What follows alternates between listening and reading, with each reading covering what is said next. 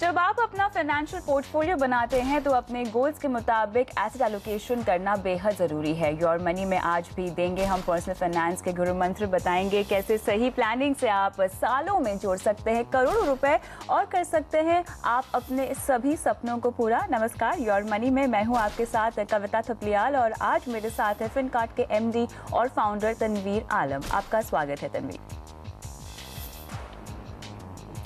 आगे बढ़ने से पहले देख लेते हैं आज योर मनी में क्या है खास। स्मॉल कैप फंड में कैसे पैसे लगाने में है समझदारी, इसमें निवेश से पहले क्या रखें ध्यान और कौन से टॉप स्मॉल कैप फंड हैं, करेंगे चर्चा। ईएलएसएस या पीपीएफ में से कौन सा ऑप्शन है बेहतर, कहां मिलेगा अच्छा रिटर्न। बच्चे की शादी पढ़ाई के लिए जोड़ने हैं करोड़ों रुपए, क्या हो स्ट्रैटेजी, ये भी बताएंगे आपको योर मनी में आज। निवेश की इस दुनिया में अक्सर स्मॉल कैप स्टॉक्स को कल का लार्ज कैप स्टॉक कहा जाता है। समझदारी से स्मॉल कैप स्टॉक में अगर म्यूचुअल फंड में पैसे कमाते हैं तो अच्छे रिटर्न की उम्मीद की जा सकती है, लेकिन इससे जुड़े कई रिस्क और राइडर्स भी होते हैं। स्मॉल कैप फंड में पैसे लगाना कैसी स्ट्रैटेजी है और इसमें निवेश से पहले क्या ध्यान रखना चाहिए, इस पर करते हैं चर्चा। सबसे पहले तो तनवीर जी, यहाँ पर स्मॉल कैप स्टॉक्स और स्मॉल कैप फंड्स, इन दोनों चीज़ों को मैं समझना चाहूँगी। सबसे पहले अगर हम स्मॉल कैप स्टॉक्स की बात करें तो जैसे कि हमने बताया कि ये कल के लार्ज कैप स्टॉक्स होते हैं, किस तरह के निवेशक को इनमें निवेश करना चाहिए? स्मॉल कैप जो स्टॉक्स होते हैं वो थोड़े रिस्की स्टॉक्स होते हैं और इसमें निवेश करने वालों को थोड़ी सी वोलेटिलिटी का सामना करना पड़ेगा। और इसमें हाँ, एक और बात बहुत ज़रूरी है कि स्मॉल कैप्स जो फंड होते हैं उसके रिटर्न्स बहुत ज़्यादा और अच्छे होते हैं, लेकिन इसकी रिटर्न्स काफ़ी वॉलेटाइल और मार्केट अप डाउन के हिसाब से मूव करती रहती है। सो इसमें जो भी निवेश करे वो बेसिकली लंबी अवधि के लिए निवेश करें और जो वॉलेटिलिटी ये सह पाएंगे उनके लिए ये फ़ायदेमंद का सौदा रहेगा जी। तो यानी अगर आपने अभी हाल फिलहाल में आईपीएल फंड जी बोलिए, सॉरी, आपने अभी देखा होगा हाल फिलहाल में आईपीएल कंक्लूड हुआ है। आप क्रिकेट के माध्यम से मैं एक्सप्लेन करना चाहूंगा। अक्षर Patel emerging player of the year उनको अवार्ड मिला है। तो बेसिकली आप देखेंगे इस आईपीएल के पहले अक्षर पटेल को लोग नहीं जानते थे, राइट। लेकिन अगर अक्षर पटेल अगर मान लो इस गेम में लगातार परफॉर्म करते रहे, उनके इंडियन टीम में शामिल मुकम्मल पोजीशन बन जाएगी। तो इसी तरह स्मॉल कैप स्टॉक्स होते हैं, काफ़ी रिसर्च के बाद इक्विटी रिसर्च के बाद स्टॉक को फाइंड किया जाता है और वो स्टॉक अगर अच्छे परफॉर्म करे जी और तभी इसकी रिटर्न्स वो लार्ज के over a period of time बन जाते हैं। बिल्कुल। तो यहाँ पे जैसे कि आपने कहा कि over a period of time आपको इसका फायदा मिलेगा, लेकिन चूंकि काफी वॉलेटाइल होते हैं तो काफी सावधानी से आपको स्मॉल कैप स्टॉक्स में निवेश करना चाहिए। लेकिन तनवीर, अगर मैं फाइनेंशियल पोर्टफोलियो की बात करूँ, खासतौर से अगर आप म्यूचुअल फंड के जरिए इक्विटी में निवेश करना चाहते हैं, तब स्मॉल कैप फंड अपने पोर्टफोलियो में रखना क्या सही स्ट्रैटेजी है? बिल्कुल, स्मॉल कैप और मिड कैप फंड आप अपने पोर्टफोलियो में ज़रूर रखें, लेकिन इसकी अवधि आपको कोशिश करनी चाहिए कि 10 से 15 साल की हो। अगर आपकी अवधि लंबी हो, ये स्मॉल और मिड कैप फंड आपको बहुत ही अच्छा रिटर्न देंगे आपके ओवरऑल पोर्टफोलियो के लिए। यहाँ पर कितना परसेंटेज आपको स्मॉल कैप फंड को देना चाहिए अपने पोर्टफोलियो में? ये देखिए, हर इंसान की अपनी अपनी एसेट एलोकेशन होगी depending on the risk category. या मान लीजिए कोई इंसान बहुत ही कंजर्वेटिव है, उसके पोर्टफोलियो में बिल्कुल भी नहीं रहेगा स्मॉल कैप स्टॉक। अगर कोई बहुत ही अग्रेसिव इन्वेस्टर्स है, उसके पोर्टफोलियो में उसकी इक्विटी एलोकेशन की जो पोर्शन है उसमें वो 20-25% भी स्मॉल कैप रख सकता है। तो डिपेंड करता है कि आपके रिस्क एपेटाइट क्या है और आपके रिस्क टॉलरेंस लेवल क्या है। तनवीर, क्या किसी गोल से टाई अप किया जाता है, कर सकते हैं क्या स्मॉल कैप फंड को, या उस हिसाब से हम निवेश कर सकते हैं अपने गोल के हिसाब से किसी स्मॉल कैप फंड में? बहुत अच्छा क्वेश्चन है कविता। यस, आप स्मॉल कैप फंड आपके लॉन्ग टर्म गोल, जैसे कि आपकी रिटायरमेंट प्लानिंग हो या आपके अगर बच्चे बहुत छोटे हैं और उनकी चिल्ड्रन एजुकेशन 10-15 साल दूर है, तो आप उस लंबी अवधि के गोल के लिए आप ये स्मॉल कैप फंड सेलेक्ट कर सकते हैं। बिल्कुल। यहाँ पे अगर कोई अपने निवेश की शुरुआत कर रहा हो तनवीर, तो क्या आपको लगता है कि स्मॉल कैप फंड उनको अपने पोर्टफोलियो में डालना चाहिए? क्योंकि अभी निवेश की जो शुरुआत है और अगर हम मान लें कि उम्र भी काफ़ी कम है, रिस्क एपेटाइट भी अच्छा खासा है, तो मेरे ख्याल से स्मॉल कैप फंड का होना पोर्टफोलियो में सही होगा। देखिए, अगर उम्र कम है और लंबी अवधि है और रिस्क टॉलरेंस है, लेकिन क्या है कि हर इंसान अलग है। मेरे एक्सपीरियंस में ऐसा रहा है कि बहुत से यंग लोग बहुत कभी कभी बहुत कंजर्वेटिव होते हैं, और बहुत से कभी कभी ऐसा होता है कि बहुत से एज्ड जो काफ़ी उम्र वाले अवधि वाले लोग होते हैं, उनकी भी एक रिस्क टॉलरेंस में बहुत ज़्यादा होती है, क्योंकि उनको समझ है इस इक्विटी के मार्केट के बारे में। अगर आप फर्स्ट टाइम इन्वेस्टर हैं, आपको इक्विटी मार्केट की उतनी समझ नहीं है, तब आप अवॉइड करें, वरना आप लॉन्ग टर्म इन्वेस्टमेंट के लिए आप स्टार्ट करना तब सही रहेगा। या अगर मैं पिछले 5-6 साल की परफॉर्मेंस के बारे में आपसे पूछूं स्मॉल कैप फंड्स की, तो वो कैसी रही, और कुछ खास बड़े नाम अगर आप बताना चाहेंगे यहाँ पे दर्शकों को? देखिए, कुछ स्मॉल कैप फंड्स में लास्ट 3-5 साल में जो अच्छी परफॉर्मेंस रही है, आप स्मॉल कैप कैटेगरी में आप फ्रैंकलिन स्मॉलर कंपनीज फंड है, मेरा इमर्जिंग बिजनेसेस फंड है, और HDFC मिड कैप अपॉर्चुनिटीज़ है, IDFC प्रीमियर इक्विटी फंड है। ये मिड एंड स्मॉल कैटेगरी में ये अच्छे फंड्स हैं जिन्होंने अच्छी परफॉर्मेंस दी है over a period of times. चलिए, तो लेकिन ये ये थोड़े से वॉलेटाइल फंड है आपको जी, ये थोड़े वॉलेटाइल रहेंगे, बट ये लॉन्ग टर्म में ये काफ़ी अच्छा रिटर्न दिया इन्होंने ये फंड ने। चलिए, तो यहाँ पे अगर स्मॉल कैप फंड्स आपके पोर्टफोलियो में है और आपको लगता है कि आपने गलती कर ली है इस तरह के फंड्स अपने पोर्टफोलियो में डाल के, तो ऐसा बिल्कुल भी नहीं है। जैसे कि तनवीर ने कहा, अगर आपका लंबी अवधि का नजरिया है और साथ ही थोड़ा सा रिस्क एपेटाइट भी है, यानी जो उतार चढ़ाव आते हैं इन फंड्स में, अगर आप उन्हें सहन कर सकते हैं, झेल सकते हैं और बने रह सकते हैं उसके बावजूद, क्योंकि हम हमेशा कहते हैं कि अगर आप इक्विटी में निवेश कर रहे हैं, खासतौर से अगर म्यूचुअल फंड्स के जरिए जा रहे हैं, थोड़ा सा लंबी अवधि के लिए अपना निवेश रखें ताकि बाजार में आ रहे उतार चढ़ाव से आप बच सके। तो यहाँ पे स्मॉल कैप फंड्स आपके पोर्टफोलियो का हिस्सा जरूर हो सकते हैं। इसी के साथ योर मनी में वक्त है एक ब्रेक का, लेकिन अगर हमसे mutual fund, insurance, financial planning, credit card, loan से जुड़े सवाल पूछना चाहते हैं, तो अपना सवाल अपने कॉन्टैक्ट नंबर के साथ हमें mfmoneycontrol.com पर भेज दें। साथ ही आप अपना सवाल फेसबुक के हमारे पेज पर भी पोस्ट कर सकते हैं, यहाँ पर भी अपने सवाल के साथ कॉन्टैक्ट नंबर ज़रूर डालें, और योर मनी के पुराने एपिसोड्स भी आप यहाँ देख सकते हैं।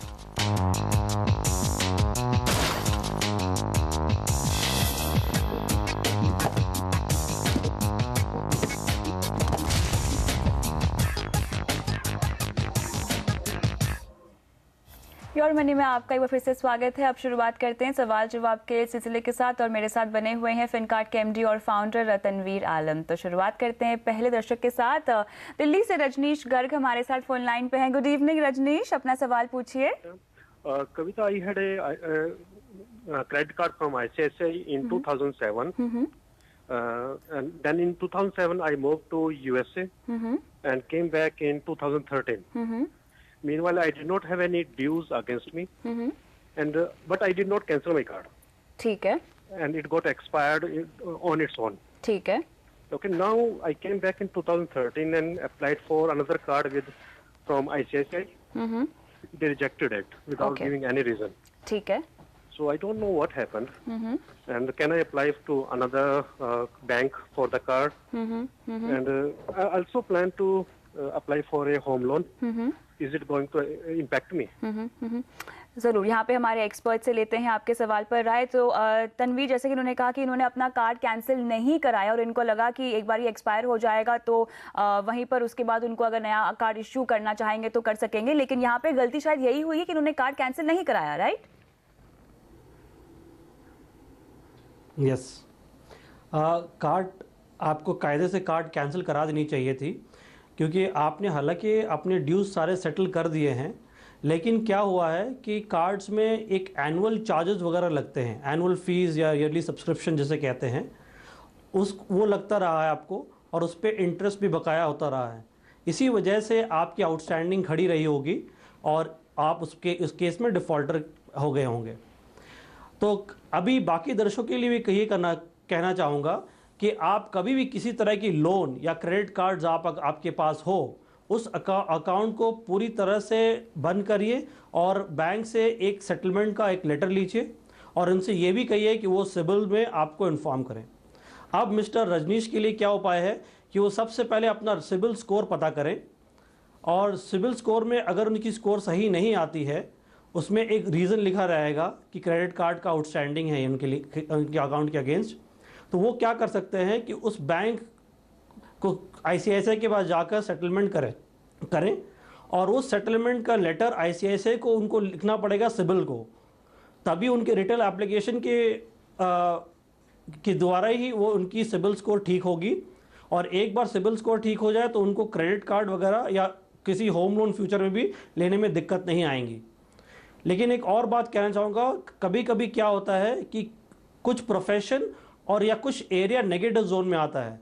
हो सकता है कि गाजियाबाद आपके नेगेटिव जोन में, वो भी एक बार आप चेक कर ले अपने बैंकर से।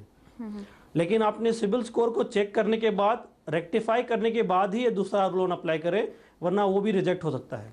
चलिए, तो रजनीश जी, यहाँ पे सलाह आपको ये दी जा रही है कि आपने गलती की कार्ड कैंसिल नहीं करा के, और दूसरा अब आपको अपना सिबिल स्कोर जल्द से जल्द चेक करा लेना चाहिए। लेकिन रजनीश जी, आपका और कोई सवाल है? Yes, I just want to know one thing. I have my cards linked online with the bank. I don't see anything due against me. I can see the card numbers, but there is nothing due against me. Due नहीं है, लेकिन फिर भी आपने यहाँ पे card cancel नहीं कराया है। I mean, यदि कोई एनुअल चार्जेस लग भी रहे हैं, हाँ, तो वो मेरे ऑनलाइन स्टेटमेंट में मुझे नजर तो आने चाहिए। तो यहाँ पे तनवीर जी, ऑनलाइन इनको यहाँ पे कोई भी स्टेटमेंट में ओवरड्यू नजर नहीं आ रहा है, तो इसके लिए क्या सीधा ये बैंक से संपर्क कर रहे हैं, इस पे समझदारी है? यस, बैंक से कनेक्ट करें, और आप it is also advisable that you get your CIBIL score checked.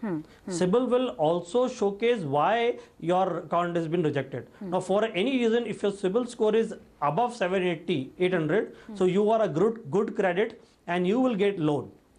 It could be also a function of negative zone that I have been specifying in my earlier said.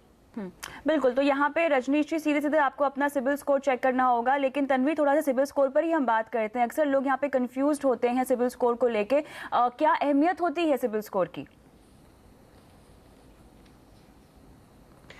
CIBIL देखिए, एक body है जो एक तरह से individual की credit rating monitor करती है। आप लोन लें और आपकी क्या रिपेमेंट कैपेसिटी है, वो आपको जज करते हैं। और एक सिबिल एक यूनिफाइड बॉडी है जो ट्रैक रिकॉर्ड रखती है, और ये सारे बैंक्स इसी इंफॉर्मेशन को एक्सेस करते हैं। It's a two way process. Banks feed information into this and they retrieve information. So it's a global tool for all people within the banking industry to follow. बिल्कुल, यहाँ पे थोड़ा सा तनवीर जी, हम हिंदी में बात करेंगे। लोन मिलने में कितनी दिक्कत होती है अगर आपका सिबिल स्कोर सही ना हो, और किस तरह से अपना सिबिल स्कोर हम सुधारेंगे? देखिए, अगर आपकी सिबिल स्कोर अगर अच्छी नहीं है तो आपको लोन मिलने में बहुत काफ़ी दिक्कत आएंगी, या आपके अगर बॉर्डर लाइन में केस है तो हो सकता है आपको लोन मिले लेकिन एक हायर इंटरेस्ट रेट में मिलेगा। लेकिन क्या होता है कि अगर आपकी सिबिल स्कोर ख़राब है तो आप पता करें किस वजह से वो ख़राब है और उसको रेक्टिफाई करने की कोशिश करें, और रेक्टिफाई करने के बाद 6 महीने के बाद अगर आप लोन अप्लाई करेंगे तो आपको लोन अप्रूव हो जाएगी। चलिए, इसी के साथ योर मनी में फिलहाल वक्त है एक ब्रेक का। ब्रेक के बाद बताएंगे बढ़िया रिटर्न के लिए ELSS या PPF कौन सा ऑप्शन है बेहतर। बने रहिए हमारे साथ।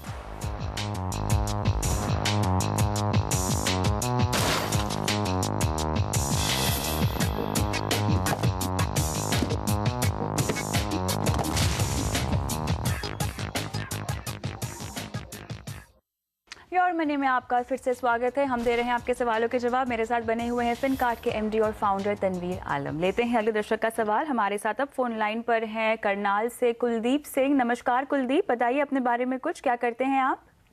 जी, गुड इवनिंग मैडम। जी मैडम, मैं कुलदीप बोल रहा हूँ करनाल से। और मैडम, मैं 3000 रुपए महीना ELSS में या PPF में कुछ कंफ्यूजन है कि ELSS में लेना चाहिए या PPF में इन्वेस्ट करना चाहिए। यदि मैं 3000 रुपए महीना यदि ELSS में मैडम मैं इन्वेस्ट करता हूँ तो आफ्टर 15 ईयर्स के बाद कितना अमाउंट लगभग मैं गेट कर पाऊंगा? तो और मैडम, मुझे ये कितनी इसका जो 3000 रुपए महीना में इन्वेस्ट करूंगा, इसमें थोड़ा रिस्केबल होता है ELSS में, तो ये कब तक रिस्की रहता है? 3-4 साल के बाद कुछ, और पास्ट में कितना इंटरेस्ट अभी चल रहा है ये भी बता दीजिए मैडम। और मैंने सोचा मैडम SBI मैनगम टैक्स गेन के बारे में सोच रहा हूँ, इसके बारे में कुछ आप बता दें। कुलदीप, यहाँ पे मैं आपसे कुछ सवाल पूछना चाहती हूँ। आप इन्वेस्टमेंट करना चाहते हैं या सिर्फ टैक्स सेविंग इन्वेस्टमेंट करना चाहते हैं? आपका उद्देश्य क्या है? आपने कहा आपको 15 साल तक ये पैसे इन्वेस्टेड रखने हैं, तो इसके पीछे कोई खास गोल है आपका? मैडम खास गोल ये है कि मेरी गुड़िया अभी में 6 महीने की है और अभी मेरी उम्र 25 ईयर्स है। मैं सोच रहा हूँ कि उसकी पढ़ाई के लिए या कुछ मैरिज के लिए कुछ पैसे और साथ में टैक्स के लिए भी कुछ हो जाए।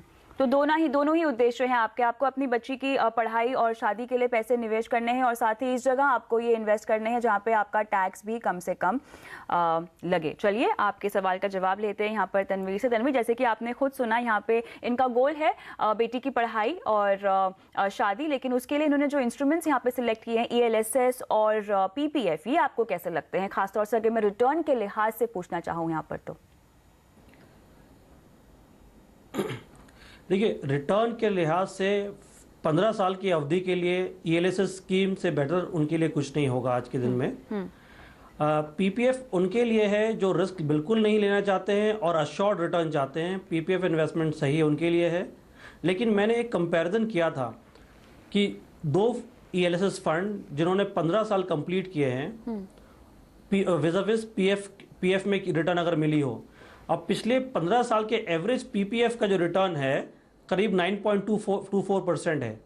उसके हिसाब से अगर PPF में 1,000 रुपये हर महीने इन्वेस्ट किए होते 15 साल तक, तो इनका निवेश होता 1,80,000 रुपये और आज 15 साल के बाद इनको मिलता करीब अप्रॉक्सीमेटली मान लीजिए 4 लाख के करीब, लगभग 3,80,000। अगर सेम पैसे इन्होंने 2 ELSS फंड ICICI और फ्रैंकलिन टैक्स शील्ड में इन्वेस्ट किया होता, इन्वेस्टमेंट सेम होता उनका, और ICICI में लगभग 12 लाख रुपए होते और फ्रैंकलिन टैक्स शील्ड में करीब 10 लाख रुपए तक का इनका पूंजी जमा हो जाता। तो ELSS fund long term perspective से और रिटर्न पर्सपेक्टिव से बहुत ही अच्छा फायदेमंद रहता है। लेकिन यहाँ पे अगर हमारे साथ फोन लाइन पे कुलदीप अभी भी बने हुए हैं, तो आपसे मैं ये पूछना चाहूंगी, आपने कोई खास रकम अपने दिमाग में सोच के रखी हुई है जो आपको 15 साल के बाद चाहिए? मैडम लगभग मैंने आप बता दीजिए कितना मुझे करना चाहिए। लगभग 20 से 25 लाख रुपए हो जाएं। तनवीर, इनको 20 से 25 लाख रुपए चाहिए लगभग 15 साल के बाद। तो यहाँ पर मेरे ख्याल से अगर ये शुरुआत करते हैं सिर्फ 3,000 रुपए से, बाकी जैसे इनकी आय बढ़ेगी ये अपना निवेश बढ़ाएंगे और अगर डिसिप्लिन मेंटेन करते हैं तो और भी अच्छी बात है। और कौन कौन से प्रोडक्ट आप इनके पोर्टफोलियो में जोड़ सकते हैं? देखिए, ELSS के एक ही नेगेटिव चीज है कि उस पर 3 साल की लॉक इन है और ये लॉक इन हर उस इंस्टॉलमेंट से स्टार्ट होती है। अगर इन्होंने 15 साल के बाद भी इन्वेस्ट किया वो इंस्टॉलमेंट 3 साल के लिए लॉक इन रहता है। तो ELSS की एक ही यही डिसएडवांटेज है। लेकिन अगर इनको उसके अलावा टैक्स सेविंग के अलावा अगर इन्वेस्टमेंट करना है तो नॉर्मल इक्विटी फंड में इन्वेस्ट कर सकते हैं। और वो अगर इतनी लंबी अवधि है, इनकी बच्ची अभी 6 महीने की है, अगर उनको करीब 18 साल के लिए पैसे जुगाड़ इकट्ठे करने हैं तो 18 साल के लिए वो small and mid cap fund में इन्वेस्ट कर सकते हैं जिनसे इनकी रिटर्न्स काफी अच्छी रहेंगी। चलिए, तो यहाँ पे कुलदीप जी, आप ELSS में पैसे निवेश कर सकते हैं लेकिन उसमें लॉक इन होता है सिर्फ 3 साल का, जैसे कि आपने सुना तनवीर ने मेंशन किया है। आप इक्विटी म्यूचुअल फंड के जरिए SIP कीजिए। आप स्मॉल कैप या मिड कैप फंड्स अपने पोर्टफोलियो में शामिल कर सकते हैं और आपको बस इस बात का ध्यान रखना होगा कि आप शुरुआत कर रहे हैं 3,000 रुपए से, लेकिन जैसे आपकी आय बढ़ेगी वैसे आपको निवेश का अमाउंट भी यहाँ बढ़ाना होगा और डिसिप्लिन मेंटेन करना होगा। यही इन्वेस्टमेंट का एक बहुत अहम रूल है। उम्मीद करते हैं कि आपको अपने सवाल का जवाब मिल गया होगा और इसी के साथ तनवीर, बहुत बहुत शुक्रिया शो पे आके तमाम सवालों का जवाब देने के लिए। योर मनी में हम आगे बढ़ते हैं और अब बात करते हैं बाकी की प्लानिंग की। बच्चों की पढ़ाई और शादी के लिए पैसे जोड़ना फाइनेंशियल प्लानिंग का अहम हिस्सा है। इसके लिए कहां, कब और कैसे निवेश करना है, इसकी सही स्ट्रैटेजी बनाना बहुत जरूरी है। यहाँ राशि माहेश्वरी बता रही हैं कि कैसे बच्चे की उम्र को ध्यान में रखकर कैसे प्लानिंग पर ध्यान देना चाहिए। राशि, ओवर टू यू। जी बिल्कुल कविता, अगर आपको बच्चे के लिए पैसे जोड़ने हैं तो ऑब्वियसली जल्द से जल्द अगर आप इसकी प्लानिंग शुरू करेंगे, पैसे जोड़ेंगे, तो यहाँ पर तभी आप बढ़िया रिटर्न और एक बड़ा कॉर्पस क्रिएट कर पाएंगे। जैसे जब बच्चा जन्म लेता है यानी न्यू बॉर्न से लेकर 5 साल तक पेरेंट्स के पास यहाँ पे भरपूर टाइम होता है बच्चे की पढ़ाई के लिए पैसे जोड़ने के लिए, और यहाँ पर आप रिस्क लेना भी अफोर्ड कर सकते हैं। तो आप इस समय आपके लिए सबसे बेहतर ऑप्शन होगा कि आप इक्विटी फंड को चुनें, यहाँ पर पैसे लगाएं। ये एक सबसे बेहतर स्ट्रैटेजी होगी। चाहे लमसम या फिर एसआईपी के जरिए इक्विटी म्यूचुअल फंड में निवेश शुरू कर सकते हैं। फिर यहाँ पर धीरे धीरे अपनी सहूलियत के हिसाब से इन्वेस्टमेंट की रकम को यहाँ पर जरूर बढ़ाएं और इसे जरूर याद रखें। जब बच्चे की उम्र 6 से 12 साल के बीच में आती है तो यहाँ पर आप अग्रेसिव इन्वेस्टमेंट ऑप्शन जैसे इक्विटी में पैसे लगाने को जारी रखें जैसे आप पहले लगा रहे थे। इस दौरान बैलेंस पोर्टफोलियो बनाने की लेकिन यहाँ पर कोशिश होनी चाहिए जिसमें इक्विटी के साथ साथ यहाँ पर कुछ जगह डेट के लिए होनी चाहिए। जैसे आप 50 से 60% जगह इक्विटी को दें, इक्विटी फंड में निवेश करें और डेट फंड में कम से कम 40% निवेश जरूर करें, क्योंकि जैसे जैसे बच्चे की उम्र बढ़ती है जरूरी यहाँ पर यह है कि वॉलेटाइल इन्वेस्टमेंट ऑप्शन जैसे जो इक्विटी होता है उसमें से निवेश कम करके लेस रिस्की इन्वेस्टमेंट ऑप्शन होते हैं जैसे डेट होता है, इसको यहाँ पर चुना जाए। इसलिए बैलेंस पोर्टफोलियो की रणनीति यहाँ पर अपनाएं। अब जब बच्चा 13 से 18 साल की उम्र के बीच में है, इस स्टेज पर सही निवेश स्ट्रैटेजी को अपनाना बहुत जरूरी है। इस दौरान आप डेट फंड में अपने इन्वेस्टमेंट को पूरी तरह से यहाँ पर शिफ्ट कर सकते हैं, क्योंकि यहाँ रिस्क भी कम होती है और लिक्विडिटी का भी फायदा पूरा मिलता है। यानी आप जब चाहे जरूरत पड़ने पे बच्चे की पढ़ाई के लिए, शादी के लिए यहाँ पे इन्वेस्ट की हुई रकम का इस्तेमाल कर सकते हैं, इसको जब चाहे निकाल सकते हैं। यहाँ पे योर मनी में हम आपको यही राय देंगे कि जितनी जल्दी हो सके, इनफैक्ट बच्चे के पैदा होते, बॉर्न होते ही यहाँ पर अपनी जिम्मेदारी को समझे और उसके बेहतर भविष्य के लिए जितनी जल्दी हो सकता है पैसे जोड़ना शुरू करें। ओवर टू कविता। बिल्कुल, शुक्रिया राशि इस टिप के लिए।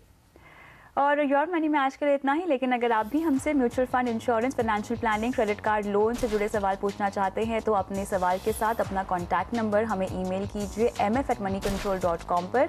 आप चाहे तो फेसबुक के हमारे पेज पर भी अपना सवाल पोस्ट कर सकते हैं और साथ ही योर मनी के पुराने एपिसोड्स भी यहाँ देख सकते हैं।